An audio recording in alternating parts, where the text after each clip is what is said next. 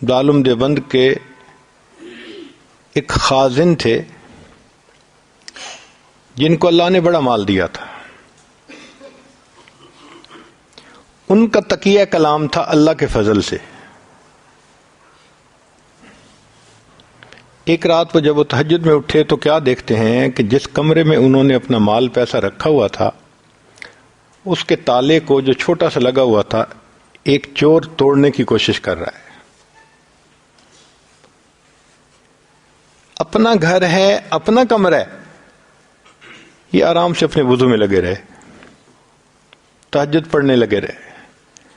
جب فجر کا وقت ہوا تو مسجد جانا تھا تو اس وقت چور کے پاس گئے، فرمایا بھائی ابھی تک آپ سے یہ تالا نہیں ٹوٹا تو اب کیا ٹوٹے گا؟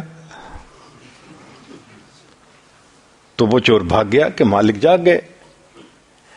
انہوں نے آ کے مسجد کے اندر نماز پڑھی تو محتمم صاحب جو اس وقت تھے انہوں نے نماز پڑھائی تو یہ خزانچی صاحب ٹریئر جو تھے دارالعلوم کے وہ آئے اور کہنے لگے حضرت آج تو اللہ کے فضل سے اللہ کا غضب ہو گیا.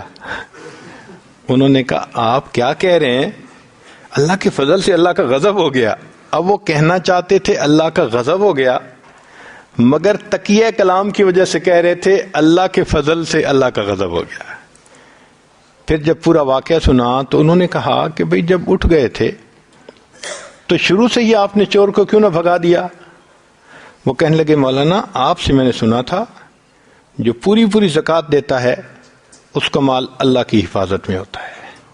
میں چونکہ زکوٰۃ ادا کرتا ہوں مجھے یقین تھا کہ کوئی میرے مال کو چوری نہیں کر سکتا.